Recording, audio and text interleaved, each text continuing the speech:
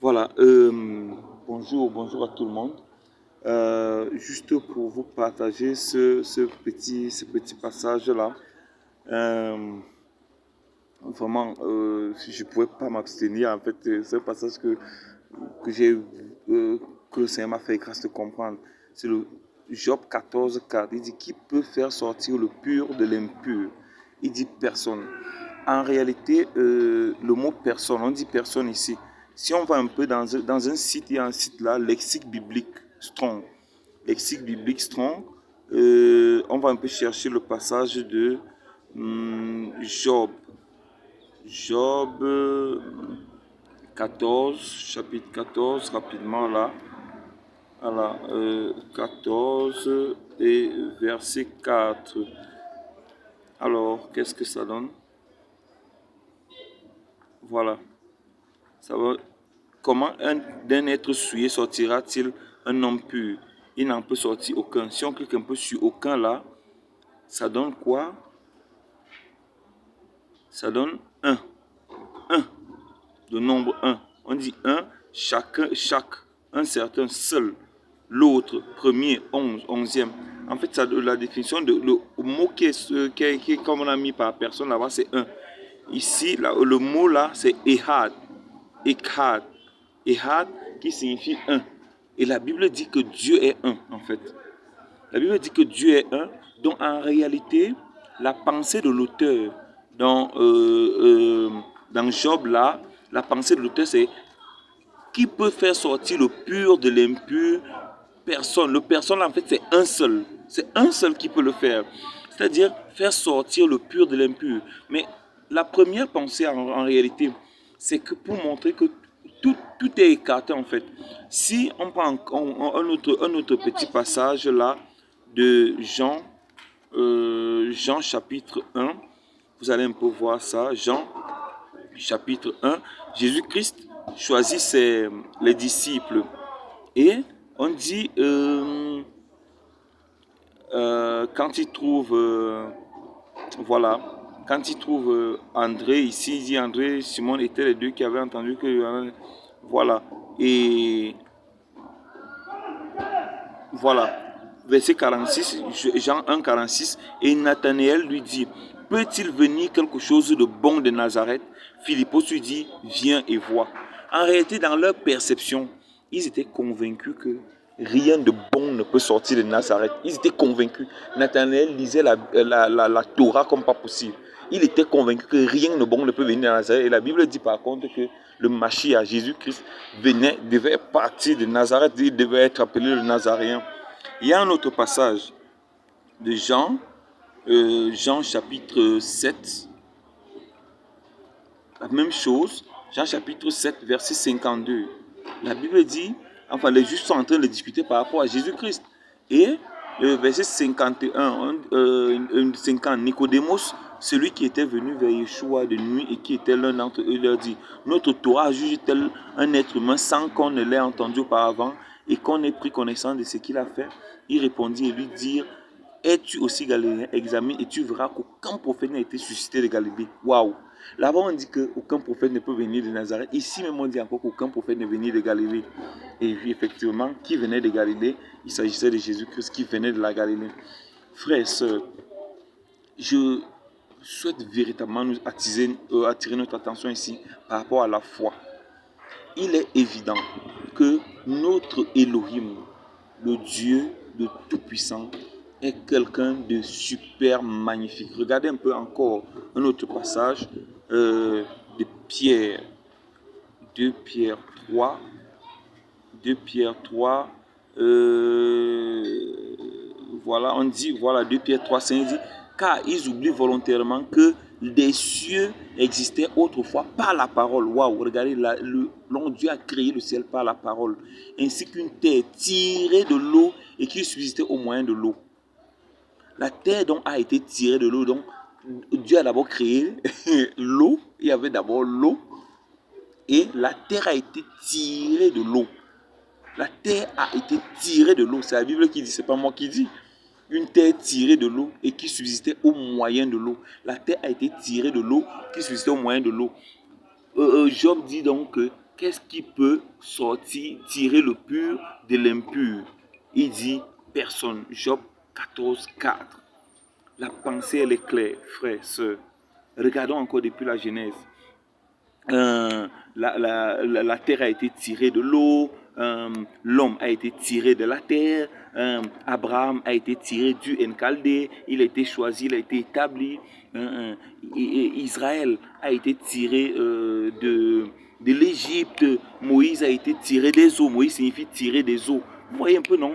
Ève a été tirée de l'homme. Voilà, Israël a été tiré de l'Égypte, sorti de l'Égypte.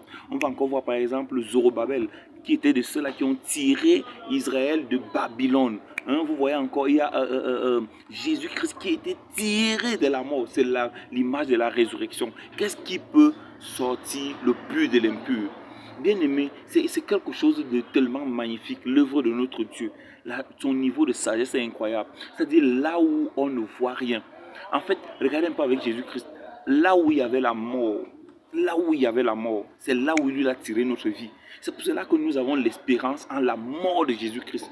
C'est-à-dire là où les Juifs, oh, j'aime la parole, aïe, aïe, alléluia. Ouvrons un peu 1 Corinthiens. 1 Corinthiens, chapitre 1. Voilà, chapitre 1. La folie appelée. On dit, car la parole de la croix est une folie pour ceux qui périssent, mais pour nous qui sommes sauvés, elle est la puissance d'Élohim. Car il est écrit, j'ai détruirai la sagesse des sages et j'anéantirai l'intelligence des intelligents. Vous voyez un peu? Car puisque dans la sagesse d'Élohim, le monde n'a pas connu Élohim à travers la sagesse, il a plu à Élohim de sauver les croyants à travers la folie de la prédication. Vous voyez, tandis que les Juifs demandent les signes et les Grecs cherchent la sagesse, mais nous prêchons Mashiach crucifié. Scandale en effet pour les Juifs et folie pour les Grecs. C'est un peu ça. Parce que le monde-ci croit que par l'argent on peut récupérer des choses, on peut sauver les hommes, par les églises on peut sauver les hommes, par, je sais pas moi, les pasteurs on peut sauver les hommes, on peut sauver les hommes par la sagesse et l'intelligence. On va vous dire non, ça là, c'est bien aimé, c'est justement ça, la valeur, le bonheur que nous on a. C'est qu'au travers de la croix, on réussit à faire certaines choses. Et justement, la Bible nous appelle par exemple saints. On dit que nous sommes saints, amen. Mais quand on voit un peu, on voit nos vies là, où est la sainteté? Rien de saint. Mais la Bible dit que la sainteté habite en nous. Qu'est-ce qui peut sortir la sainteté de l'impureté? Qu'est-ce qui peut sortir? Il n'y a qu'Élohim seul qui peut sortir la sainteté de ce qui est impur. Là où il y a la mort, bien aimé, là où il y a premièrement la mort, parce que l'homme était mort, Jésus-Christ est venu, il est venu tirer l'homme de la mort, c'est-à-dire l'impur. Il est venu tirer l'homme de l'impur et l'a rendu pur. Il nous a purifiés.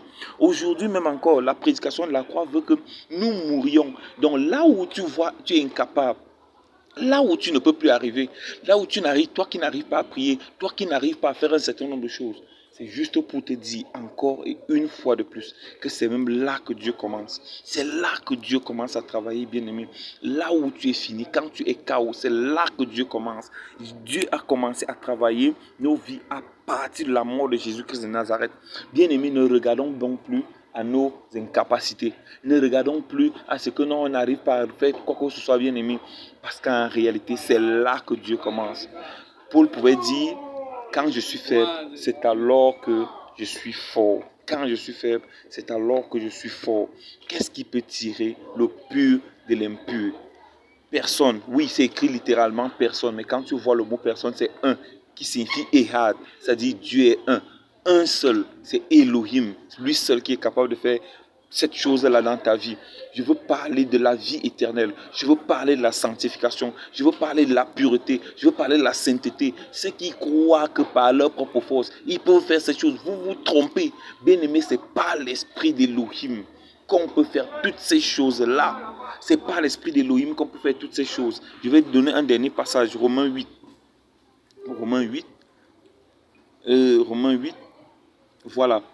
Verset 11. Et si l'esprit de celui qui a ressuscité Yeshua d'entre les morts habite en vous, Celui qui a ressuscité Machia d'entre les morts rendra aussi la vie à vos corps mortels à cause de son esprit qui habite en vous.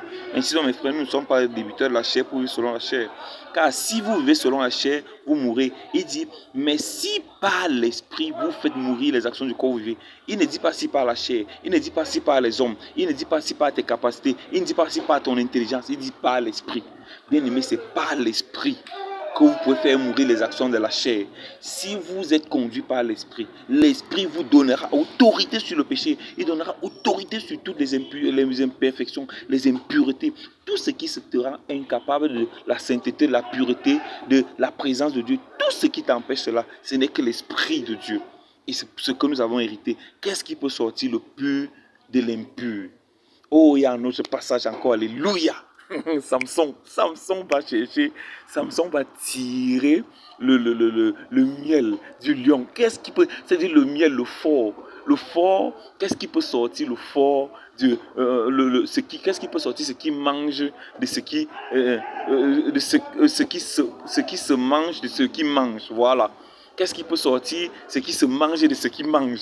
Alléluia. Il n'y a qu'Elohim qui peut sortir ce qui se mange de ce qui mange. C'est-à-dire que le lion est couché, il est mort, la mort de Christ. Et puis le miel sort de cette mort-là. Alléluia. Une vie.